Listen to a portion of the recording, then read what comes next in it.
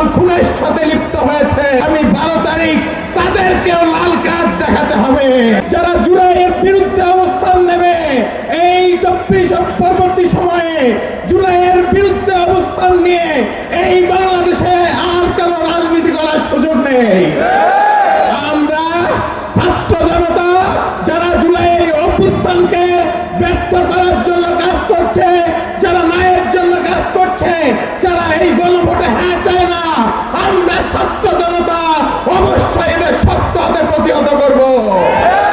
আমরা বলতে চাই এই রংপুরের মাঠে দাঁড়িয়ে, এই রংপুরের মাটিতে দাঁড়িয়ে আবু সাইদের রক্তের উপর দাঁড়িয়ে যারা ন্যায়ের ক্যাম্পেইন করছেন তাদের বিরুদ্ধে ছাত্র জনতাকে ঐক্যবদ্ধ হতে হবে।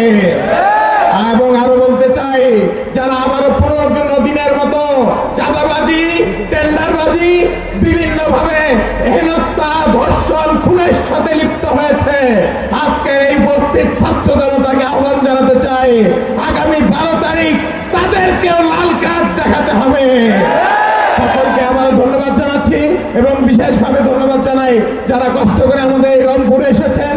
আমরা রংপুরের পক্ষ থেকে তাদেরকে ধন্যবাদ জানিয়ে এবং আল্লাহর কাছে দোয়া করছি, দোয়া চাই আল্লাহ তাআলা আমাদের এই ভাইদেরকে সুস্থতার সাথে তাদের গন্তব্যে ফেরত যাওয়ার তৌফিক দান করুন। সকলকে ধন্যবাদ। আসসালামু আলাইকুম ওয়া রাহমাতুল্লাহ।